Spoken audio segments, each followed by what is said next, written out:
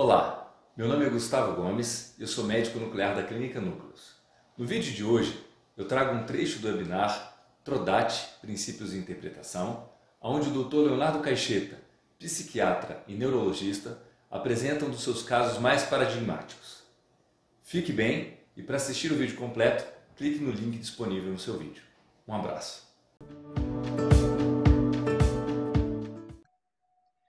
Bom, existem aqueles casos de consultório que, na verdade, são casos, de um lado, paradigmáticos, né? Porque eles nos desafiam de alguma forma ou de várias formas. E por outro lado, eles nem sempre são casos muito didáticos, né? Depende do propósito a que a gente se objetiva. Para uma plateia de alunos, com certeza não é um caso que eu citaria, usaria, né, num ambiente, por exemplo, de graduação. Então, esses casos difíceis, esses casos paradigmáticos, são para fóruns como esse mesmo, né? Um grupo de especialistas interessados em uma determinada área específica da medicina, né? E que vão estar tentando ali entender, dissecar o uso de determinados métodos, né? De determinadas tecnologias para tentar dar uma clareada naquela selva obscura que representa esses casos que todo mundo tem nos consultórios, né? Portanto, eu selecionei um dos meus casos mais paradigmáticos, mais difíceis, e porque também é uma paciente que eu já acompanho há muito tempo, desde 2008. Então, na verdade, essa era a idade dela em 2008, né? Ela tinha 63 anos na época. Vamos dar o nome de Carmen, o nome fictício. Ela é uma mulher branca, viúva, de nível superior. Ela é procuradora, destra. E ela me chegou, na verdade, em 2008, né, já com uma história de 13 anos, né, com episódios depressivos recorrentes. As depressões dela eram caracterizadas, sobretudo, por sintomas melancólicos. Sintomas melancólicos em psiquiatria são sintomas caracterizados pela redução do nível básico de energia do paciente, o que a gente chama de redução do núcleo endotímico vital. São pacientes que se tornam, parece que a pilha está acabando, eles se sentem vampirizados, a energia cai muito. Então eles se queixam muito de falta de energia, de indisposição, de muito mal-estar, justamente por essa sensação de fraqueza intensa, de falta de energia, às vezes, para tomar banho, para atender um telefone, né? Com isso, eles perdem o prazer. Uma outra característica das melancolias é a perda de prazer, com isolamento social, né, por conta disso. E um fenômeno clássico das depressões melancólicas, que é o fenômeno da piora matinal. A própria paciente relatava que era muito diferente o estado clínico dela se comparar do início do dia com o final do dia.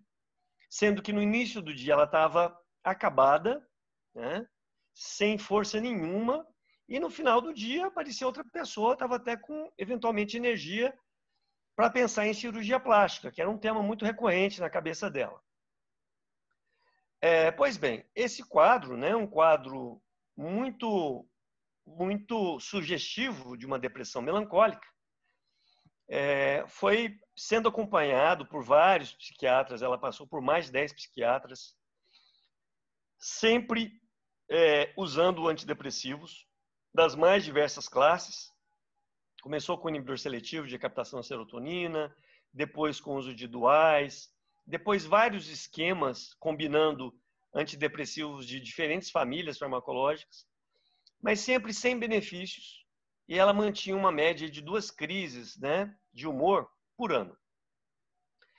Quando eu a atendi, então, em 2008, já com essa história de 13 anos, ela tinha uma história recente de 3 meses com episódios que ela chamava de apagão visual. A visão ficava muito turva, essa turvação visual tinha duração de horas e vinha acontecia todos os dias.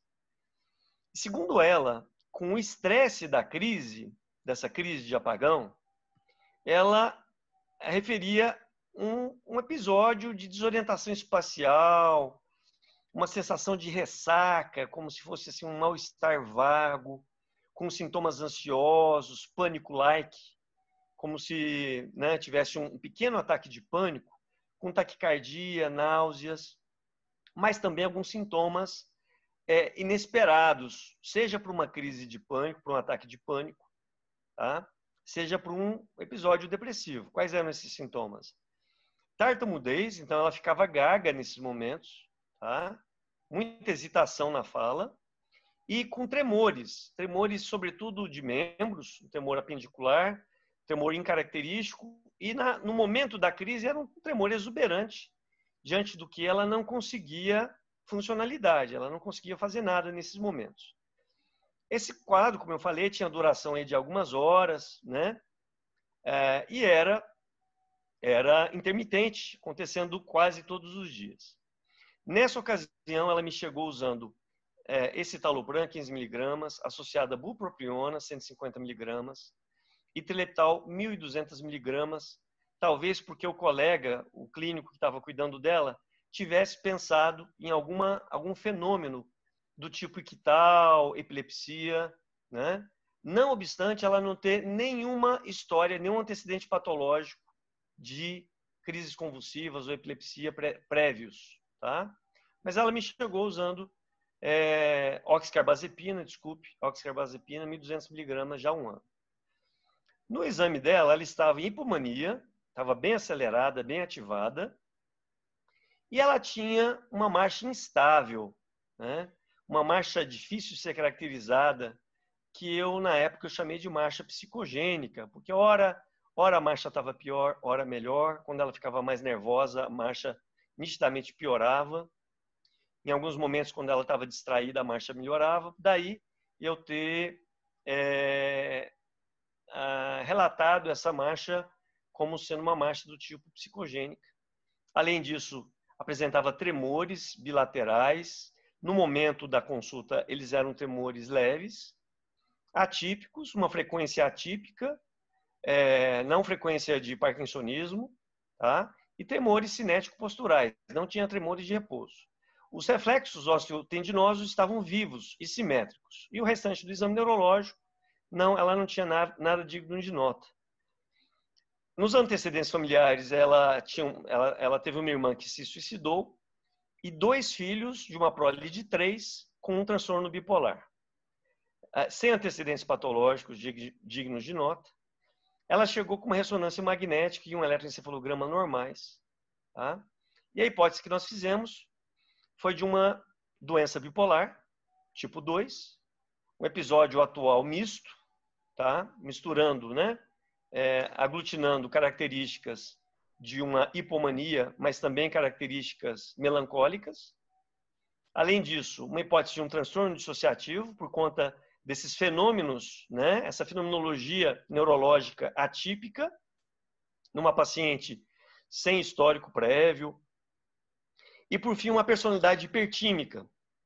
Né? Ela é uma pessoa com a personalidade sempre, o marido sempre relatou que a personalidade dela era muito exuberante, muito ativa, muito taque, muito empreendedora, aquela pessoa que não parava, conversando demais.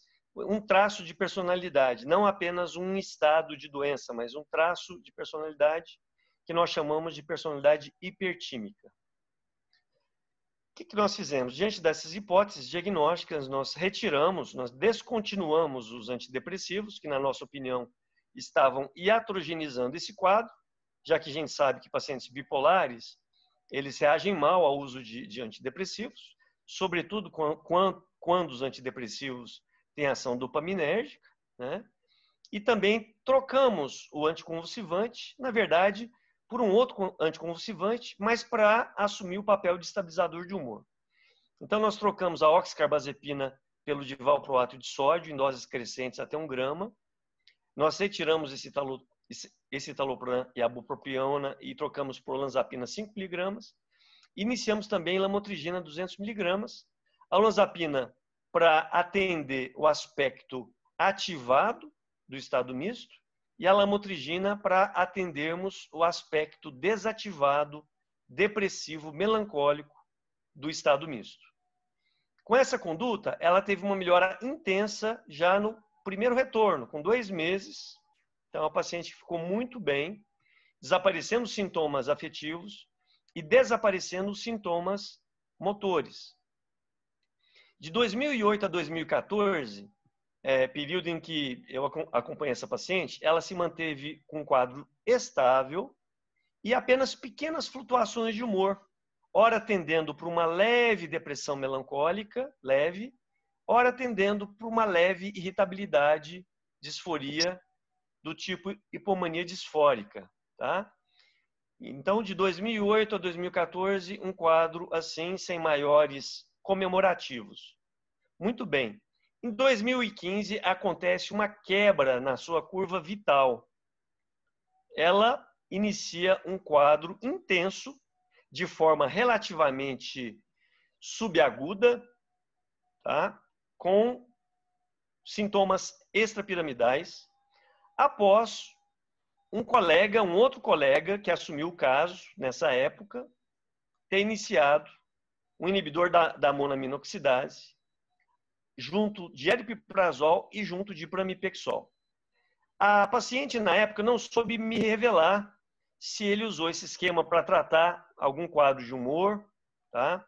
E, ao mesmo tempo, para, de alguma forma, ativá-la, tá? Ou se, nessa época, usando aripiprazol, uma suposição minha, tá? Aripiprazol, ele causa acatisia e um quadro parecido com síndrome de pernas inquietas, né? Talvez o colega tenha prescrito pramipexol, né, que é um agonista dopaminérgico usado no tratamento das pernas inquietas, por conta disso. O fato é que depois desse combo, imal, aripiprazol e pramipexol, essa paciente entrou num quadro grave, gravíssimo, caracterizado por sintomas extrapiramidais, sobretudo uma bradicinesia intensa, uma rigidez difusa em todos os segmentos. O que na época, né, a gente considerava uma apraxia da marcha. Eu interroguei pseudoapraxia, porque era um quadro, na época, muito exuberante, mas hoje, fazendo uma leitura retrospectiva, né, nos parece mais um quadro de pseudoapraxia. Tanto da marcha, então ela passou a andar com muita dificuldade, com freezing, né, um quadro de apraxia da marcha, um quadro que lembra muito freezing, tá? Intenso, de forma intensa, de tal sorte que ela não conseguia mais se mover sem auxílio. Paciente que até 2015 era absolutamente funcional. A partir de 2015, ela iniciou esse quadro, então, apraxia da fala também. Ela passou a falar com muitas hesitações, com muita dificuldade, tá? Uma fala quase que telegráfica. Além disso, não conseguia mais escrever, tá? Uma disgrafia, mas provavelmente essa disgrafia talvez por uma rigidez, tá? Em membros, não uma disgrafia verdadeira. Além disso, mioclonias e o quadro depressivo de humor, uma depressão grave que retornou, né? Portanto, essa paciente ela ficou totalmente disfuncional, praticamente demenciada, né? Com uma demência subcortical, com muitos sintomas extrapiramidais. A hipótese diagnóstica na época foi de uma sequela de intoxicação medicamentosa, né? Nós sabemos que mal não devem ser usados concomitantemente a agonistas dopaminérgicos, né? Então, será que pode ter sido isso? Gerou um quadro de neurotoxicidade em nível de núcleos da base. Essa neurotoxicidade, essa sequela perdurou doravante, né? Teria sido isso o caso dela? Ou, segunda hipótese, ela estava iniciando um processo degenerativo ali naquele momento e, coincidentemente, o colega usou um combo de medicações que não fez muito bem, mas talvez ali, na verdade, ela estava iniciando um processo degenerativo, né? Tipo uma degeneração córtico-basal, que é um tipo de parkinsonismo plus que cursa com apraxia, uma segunda hipótese. Uma terceira hipótese, um transtorno de humor, que ela já tinha de longa data, associado a fenômenos pseudoneurológicos, né? Que seriam fenômenos motores, extrapiramidais, mas, na verdade, de natureza psicogênica, ou seja, um transtorno conversivo, um transtorno dissociativo do tipo conversivo. Essa é uma terceira hipótese. Muito bem. Obviamente, nós fomos descontinuando essas medicações, tá? Tiramos o Imal, tiramos a aripiprazol, tiramos posteriormente o pramipexol, e iniciamos quetiapina associada a olanzapina e clobazam. Com isso, ela teve uma melhora intensa da depressão, atingindo a eutimia, mas isso em 2016, e com manutenção dos sintomas motores extrapiramidais. Em 2018, nós avançamos mais um pouco, mantendo a mesma prescrição, chegando a uma dose de 300 miligramas de quetiapina. Ela já não necessitava mais de olanzapina, tá? Então nós retiramos a olanzapina, mantivemos a quetiapina, mas aumentamos a dose da quetiapina e reintroduzimos o divalproato de sódio na dose de 1 grama. Como eu falei, iniciamos o clobazam e iniciamos também zolpidem de 5 miligramas. Alguns estudos dizem que zolpidem, nessa dosagem de 5 miligramas durante o dia, pode eventualmente melhorar alguns fenômenos motores atípicos. Tá? Ela teve, de fato, alguma melhora disso, de tal sorte que em 2018 ela já tinha uma melhora importante da apraxia da fala. A fala dela praticamente voltou ao normal. Ela já se encontrava eutímica, mas ainda com muita apraxia, muita alteração de marcha. Em 2019, ela melhorou ainda mais a apraxia de marcha, mas ainda continuava com tais sintomas, né? Um quadro ainda extrapiramidal, não obstante tanto tempo de evolução, né? Ainda andando com muita dificuldade e, aparentemente, esse quadro clínico não motivado, não suportado por alteração do humor, já que o humor dela atualmente, né, desde 2018, na verdade, encontra-se eutímico. Tá? As imagens de ressonância magnética foram repetidas anualmente, nada digno de nota, a não ser uma atrofia moderada, focal, em lobos frontais, tá? Bem focal, e uma microangiopatia leve, FASECAS 1, tá? Entre 1 e 2.